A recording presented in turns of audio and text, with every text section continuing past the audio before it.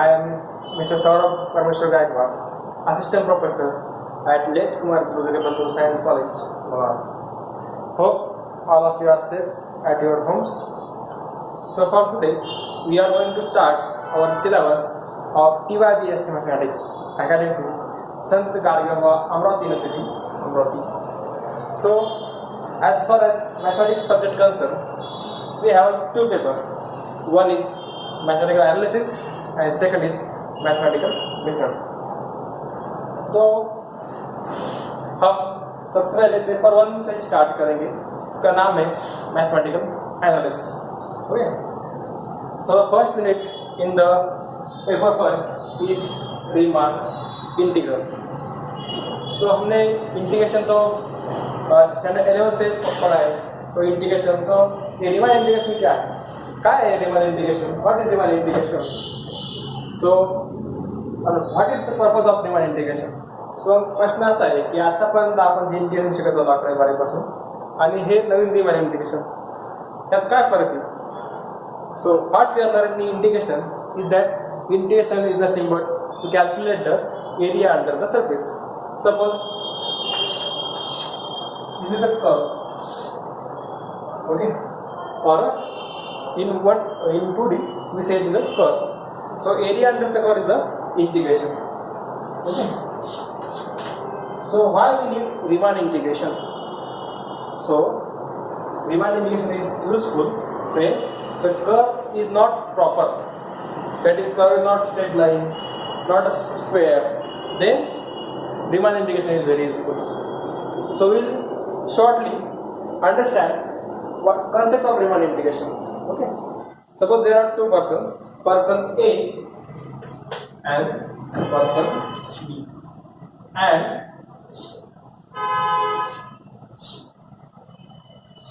I draw this curve. This is point A. This is point B. Okay. Similarly, I draw here same curve.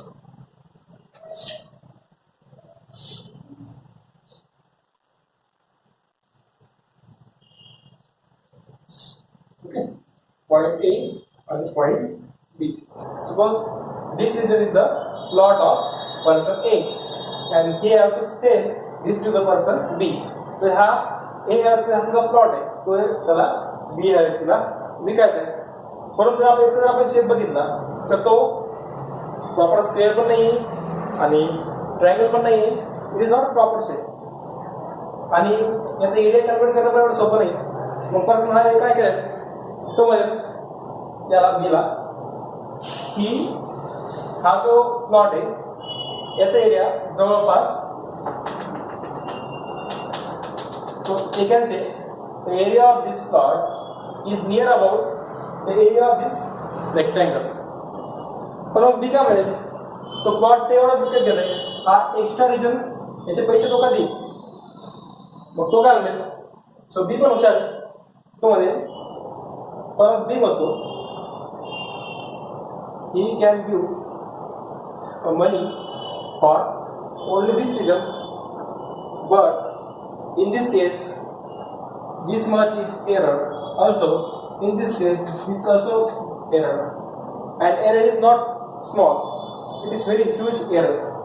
So there is a mathematician which is friend of A, we can say A1, which comes and suggest to divide this area into parts,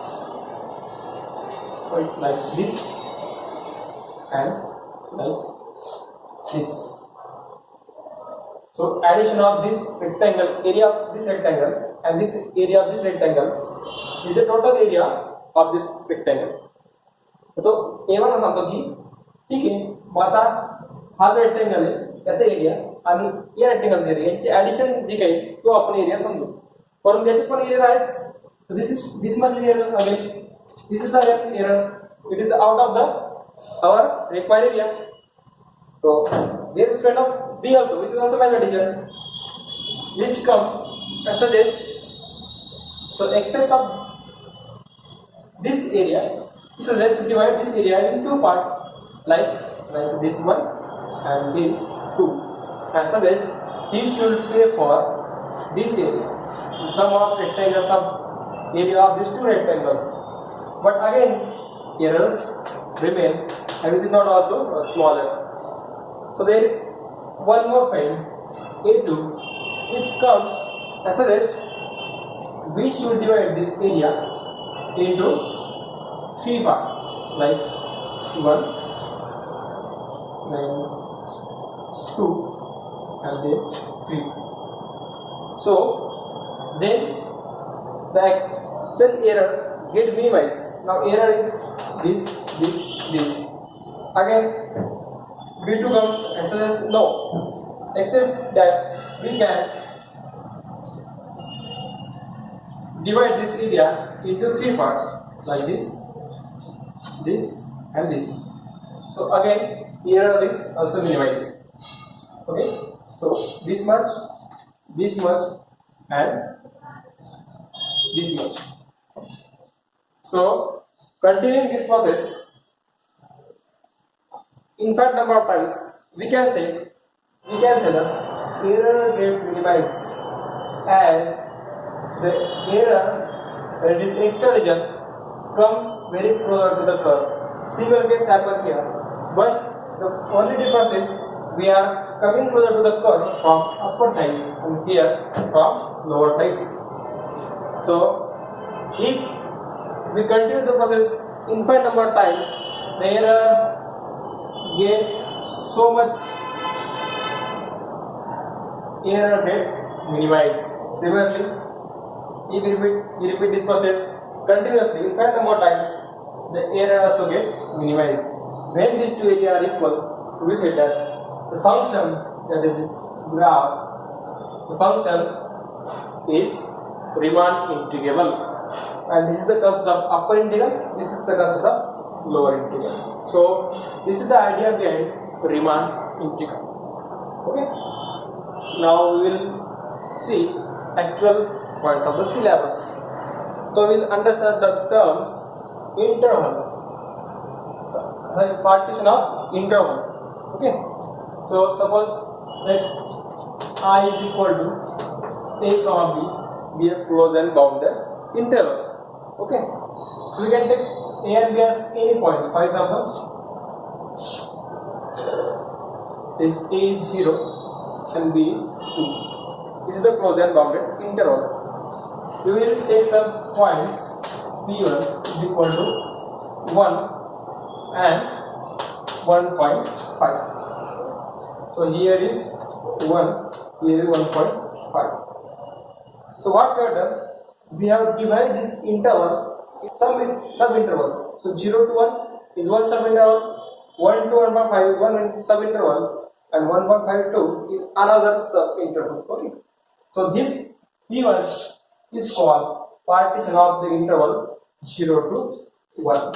Okay, and this I1 0 to 1, I2 1 to 1.5, and I3 1.5 to 2 are called subintervals or segment of this interval. Okay, so this is the proper definition of partition.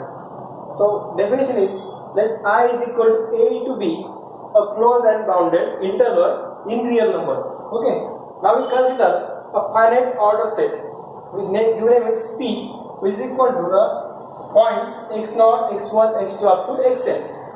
That is mean these points are from this interval AB and are arranged in some increasing order. Okay. This is the set such that first point x0 nothing but A, last point nothing but B, give it name xn, and other points are in between A and B. This P is called partition of I. For example, suppose I is equal to 1 to 5 is a closed and bounded interval. Okay. Now we will take points P1, so points from this interval like 1, 2, 3, 4 and 5. This is the partition of sub-interval 1 to 5. Why? Because this is the original interval 1 to 5 and these points divide this interval into some parts like P1 is a set of 1, 2, 3, 4, 5. So what intervals? Here 2, here 3, here 4 and 5. So these points, this set divide the interval 1 to 5 into some smaller parts or some sub-intervals, which is also known as segments or sub-intervals. That is, first sub-interval is 1 to 2, other 2 to 3, 3 to 4 and 4 to 5. So partitions divides interval into sub-intervals or segment. So what are the sub-intervals here? First, I1 is equal to 1 to 2, I2 2 to 3, I3 3 to 4 and I4 is equal to 4 to 5. So this is the partition of interval 1 to 5, and these are the segments or sub-intervals of this interval 1 to 5. Okay, clear? So we will see another example of partition. So let I is equal to 3 to 7 be given interval. So we can take any partition. There are lots of possible ways to write the partition of any interval. So we take partition P as 3, 4, 6 and 7. So what this partition does, it divides the interval I into smaller segments. So suppose this is the given interval 3 to 7 and here are points. So first segment is 3 to 4. So here is 3, 4. So this divides, this partition divides interval into segments. So first sub-interval or segment is 3 to 4. Next 4 to 6. Okay, and last 6 to 7. So this partition divides original interval into sub-intervals. First is 3 to 4, another is 4 to 6, and last 6 to 7. So we can type.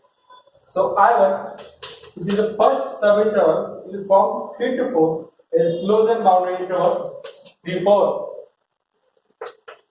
Another sub-interval is 4 to 6, and last sub-interval is 6 to 7. So this is the meaning of partition of intervals. Understand?